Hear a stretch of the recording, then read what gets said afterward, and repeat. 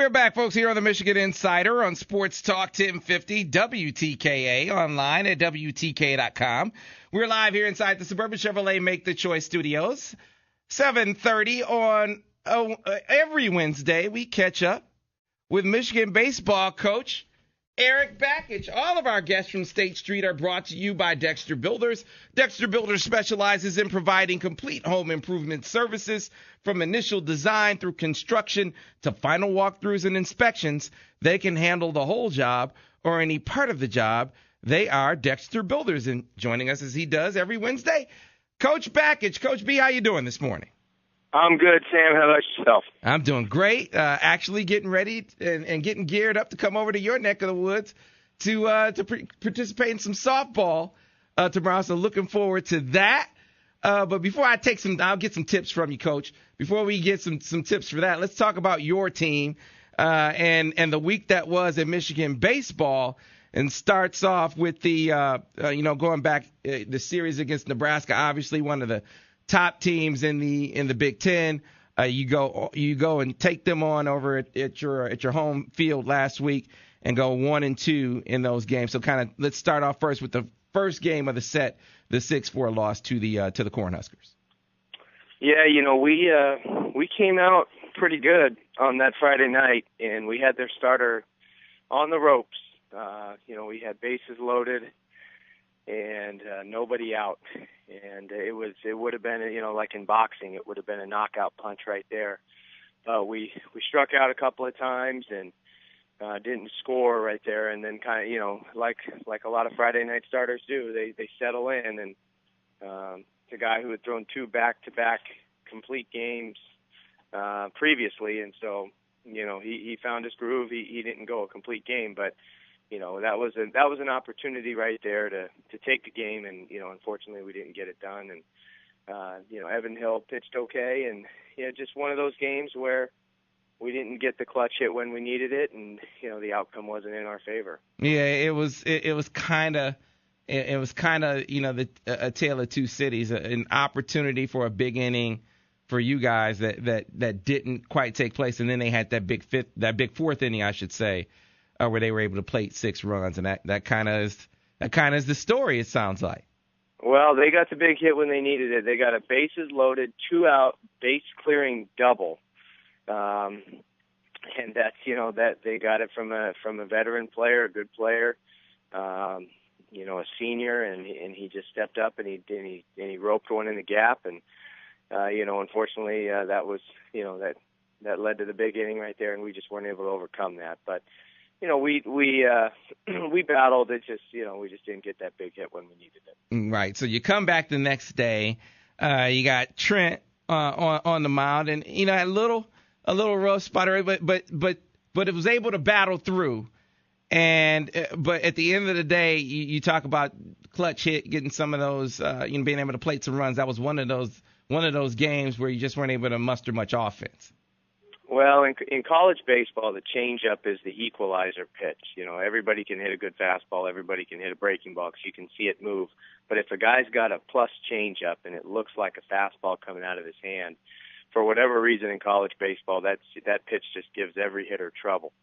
And the guy that we were facing on Saturday, that was his pitch, and he had it going, and he stifled our offense for, pretty much the entire time he was out there. And again, we got some runners on base. We had runners in scoring position, and again, we just failed to deliver that 2-out hit.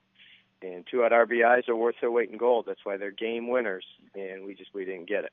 All right, so you get to the final game in the series. You missed getting those timely hits, those clutch hits in the 2 games prior. And this was an opportunity for you to finish, though, on a high note, a strong note, and do some of the things in the final game that you didn't do in the prior 2. And Coach, that happened. You got the clutch, you got the big hit in the big inning in the game in the series finale against Nebraska. Well, we got a few clutch hits and we had a few clutch plays, and that's proud of our guys for the way they responded, because a lot of teams smack dab in the middle of finals, they got a lot of things going on, and they could have not responded well, and our guys didn't. They showed some toughness, they showed some resiliency, and we talked about before the game that everything was on the table. We're gonna we're going to slash, hit and run, steal, bunt, squeeze, whatever it takes. And again, we did that. We put a lot of pressure on them early. That led to a big inning.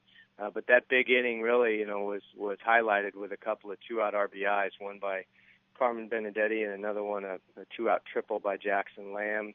We got another huge 2-out RBI by Jackson Glines later in the game, and Jacob Cronenworth had a huge squeeze bunt execution on a really tough pitch, a breaking ball down in the dirt in the other batter's box, and he almost dove at it and got it down and scored the run. And so we had good execution, we had good clutch hitting, we had timely hitting. Logan pitched well enough.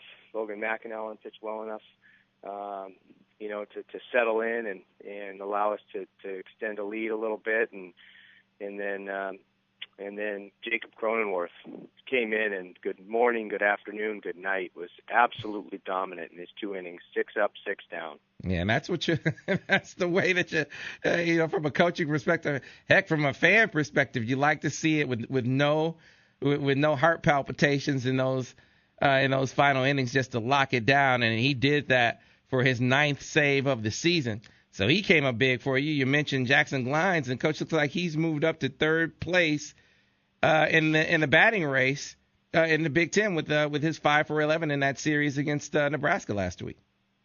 Yeah, he's been consistent all year. We focus a lot on quality at bats, as you've heard me talk about. Mm-hmm. He's leading our team and has kept that lead. About 2 of every 3 of his at bats are a quality at bat, which is an extremely high percentage. So it's no shock that he's hitting around 350. And so, Coach, we're talking to Michigan baseball coach Eric Bakich here on the Michigan Insider on Sports Talk 1050 WTKA, online at WTK.com. So you talked a lot. You've talked a lot here in recent weeks about that non-conference, early to midweek game. And, for the past couple, I know when you talked about Notre Dame, there was the Eastern game, there was Bowling Green. I think those are the last 3 where midweek, it just didn't go your way. You finally got that midweek game or that early week game. You got it in that non-conference game. You got it yesterday against Oakland. Kind of take us through that one. Well, we'll take it for sure. It wasn't exactly our most dominant performance out there offensively. We scored all 3 runs on 3 wild pitches with runners on third base. But hey, it's a W, Coach. Yeah, we'll take everyone we can get. That's for sure. You're exactly right. The story of the game, all the positives were on the pitching side, and Ben Ballantyne came out and gave us a quality start, went 5 innings, battled through some innings where they got the leadoff runner on either via walk or hit, and he got out of some jams, and to only give up 1 run through 5 innings was pretty good. And then Keith Lehman coming out there, and Brett Adcock and Mac Lozer, all those guys did a nice job putting zeros on the board, and we found a way to scratch some runs. We had some mental mistakes offensively, but didn't cost us a game, and it was just good to stay in the win column. Right, because Coach, I remember now last week I'm pretending I'm in that locker room, and you're telling the guys these midweek games, these are the games that you got to win, you got to gut out. If we win these games, we're in a much better position. So got that win in that non-league game this time around against Oakland to keep that momentum that potentially was picked up in that last game against Nebraska. Now you got 2 straight games as you head into this series against Northwestern. So kind of tell us about Northwestern and what they bring to the table. Well, Northwestern, they're beat up a little bit, but don't let that fool you, and don't let the statistics fool you. They may be in last place in conference. But a couple of weeks ago, they went up to Nebraska and took 2 of 3. So they're a dangerous club. You certainly can't take them lightly. They've got a left-hander on Friday and a right-hander on Saturday that both have pitched pretty well this season. And they're a young team, but they're certainly a team that if you don't come ready to play and come ready to compete and give your best effort, you can get stung, and that's just not going to happen. Like you said, we got a little bit of momentum right now. I think our guys that academic weight will be lifted a little bit. They've been battling hard in the classroom, and finals are going to be completed on Thursday. And hopefully we can go down there and just continue to ride that wave and take that momentum as far as it can take us. Now, Coach, you're 9-9 in league play right now, tied with Minnesota for fifth place. You got Northwestern and Ohio State left in league play. I believe, I know I was talking to Ira about this. I believe that the format is a little bit different. Is it an expanded format or a different format Big Ten tournament this year? Can you kind of explain to us, what the field is going to be, how many make it, that kind of thing? Sure. It's a completely different format. We're going to an 8-team double elimination tournament with the 1 and 2s. There's no byes. So basically, it's a two bracket system where one bracket is the 1 seed, the 4 and the 5 and the 8, and the other bracket is the 2 and the 3 and the 6 and the 7. And it's just a double elimination tournament with, basically the winners of each bracket playing for the championship on Sunday. So, right now I think we're kind of jumbled in the middle, depending on a win or a loss here. We've been 4th to 6th, depending on, what day. But, a good weekend for us this weekend. We just want to keep climbing those standings and get up as high as we can. Right, absolutely, Coach. And there's an opportunity. I know you say you don't look at the record and can't pay attention to Northwestern being 4-13, Ohio State being 6-9. Those are the kinds of teams that can step up and bite you sometimes. So right mindset that you're putting forward there, Coach. So all right, so Coach, we're about to go over here and play some softball coming up tomorrow, and we got beat last year, Coach, and so we're looking for any tip we can get, especially when it comes to hitting, because our team, Coach, we aren't very good right now when it comes to hitting the softball. So any tip that you can kind of pass along to us would be welcome and appreciated. Well, it sounds like you might need a little bit of confidence, Sam. I mean, you're already saying you're not very good. That doesn't usually work out too well.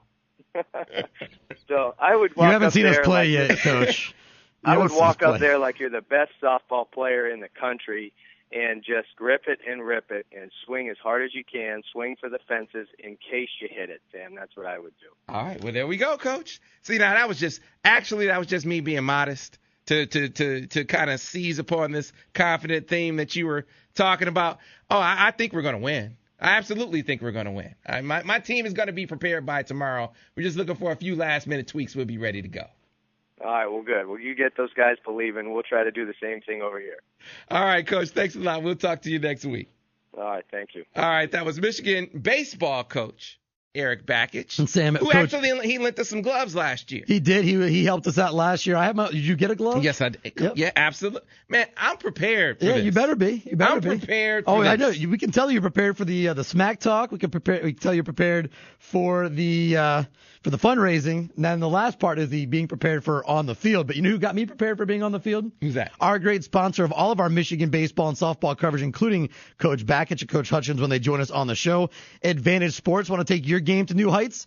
Advantage Sports on Stadium Boulevard in Ann Arbor is the place to catch the advantage for all things baseball and softball. Advantage Sports carries all the top brands, including Wilson, Demarini, Easton, Rawlings, and Mizuno, offering everything needed to outfit any serious ball player with indoor batting cages and professional instruction, glove, and equipment repaired by GP Sports Services and physical training by Advantage Strength and Conditioning. Everything you need to fine-tune your game is under one roof.